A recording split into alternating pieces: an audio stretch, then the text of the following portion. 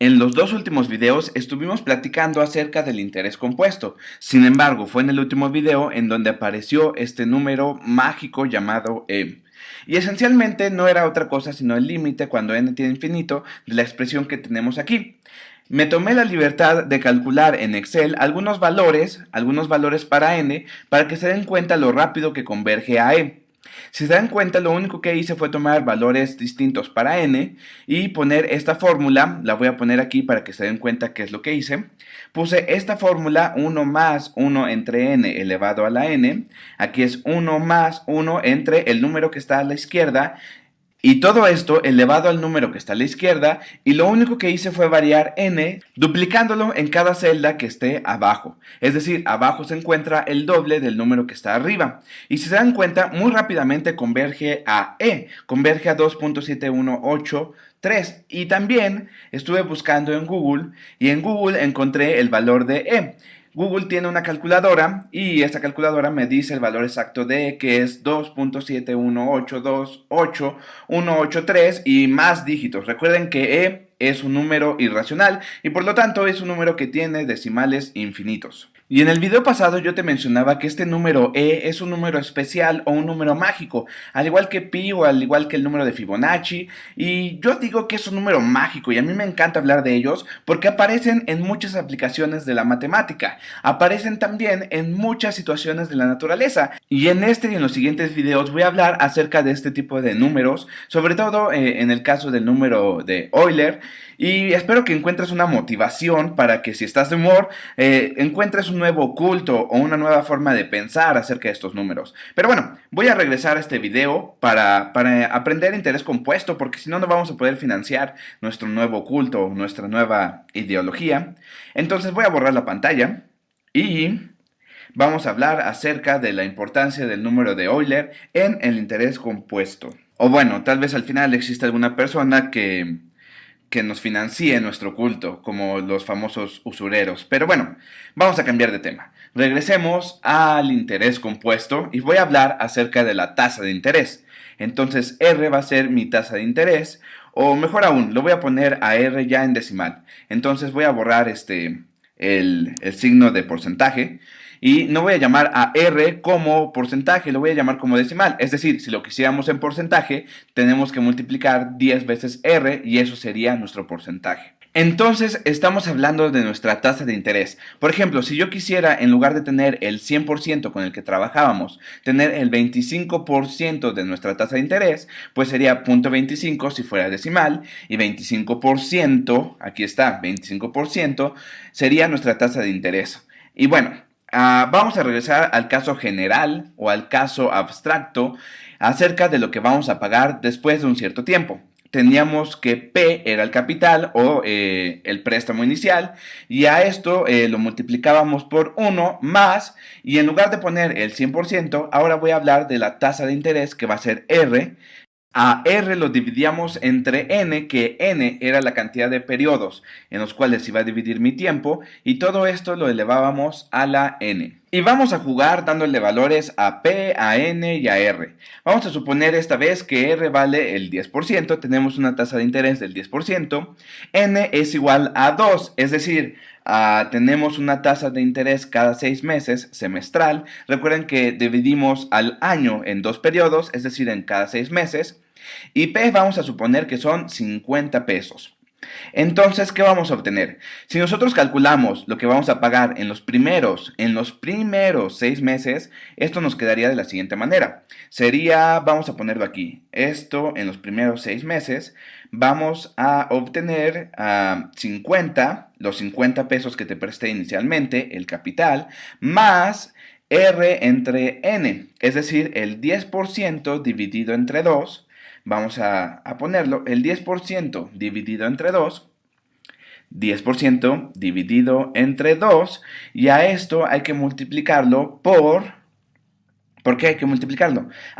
Por la cantidad de dinero que te presté inicialmente, por 50. Es decir, es la ganancia o mi retribución por haberte prestado el dinero los primeros 6 meses.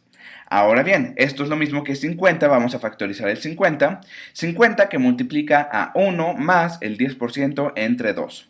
Bueno, eso es lo que pasaría en los primeros 6 meses. ¿Qué va a pasar si tú te atrasas en pagarme? No 6 meses, sino un año. Entonces hay que tener esta cantidad le voy a llamar X, y entonces tú me vas a pagar esta cantidad más, de nuevo, mi tasa de interés entre la cantidad de periodos, es decir, X más el 10% entre 2, que multiplica a X. O dicho de otra manera, esto es X factorizado que multiplica a 1 más el 10% entre 2. Y ahora sí, si sustituimos a X me va a quedar 50 que multiplica a 1 más 10% entre 2, que multiplica a su vez a 1 más 10% entre 2. Y bueno, ¿todo esto a dónde me lleva? Esto me está llevando, ahora voy en sentido contrario, a tener 50, que era el capital inicial, que multiplica a 1 más, y ahora sí, en lugar de 10% voy a poner 0.1 entre 2, todo esto elevado al cuadrado, es decir, la fórmula que tenemos aquí arriba. Y tú le puedes variar, tú puedes cambiarle cualquier otro valor a P, a R o a N, y vas a ir viendo que si tú lo haces como experimento, vas a llegar de nuevo a esta fórmula que tenemos aquí arriba. Es decir, esta fórmula funciona siempre que quieras calcular el interés compuesto. Y para eso necesitas una tasa de interés, una cantidad de periodos en los cuales vas a dividir tu tiempo y un capital o una cantidad inicial o un préstamo inicial, como lo quieras ver. Pero ahora sí, vamos a ver qué es lo que pasa cuando n tiende a infinito. Es decir, vamos a hablar del caso continuo. Por lo tanto, quiero ver qué es lo que va a pasar con el pago final. El pago final que está dado, ya lo tenemos en la fórmula, por P que multiplica a 1 más R entre N, todo esto elevado a la N. Ok, ahora yo puse 1 más R entre N elevado a la N con otro color porque primero me voy a fijar en ello.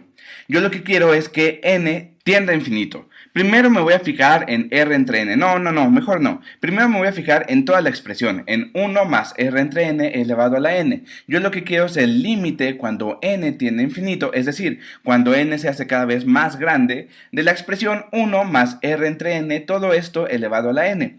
Yo lo que quiero saber es a cuánto equivale este límite. Y para obtener el valor de este límite voy a hacer este cambio de variable. Voy a decir que 1 entre x es igual a r entre n. O dicho de otra manera, aquí si despejo a n me va a quedar que n es igual a x por r. Ahora bien, fíjense en estas dos expresiones. ¿Qué pasa cuando n tiende a infinito? Bueno, si n tiende a infinito, entonces no queda de otra más que x tienda a infinito, porque r es una constante, r es un valor que yo le estoy dando desde un inicio. Entonces, si n tiende a infinito, esto implica que x tiende a infinito.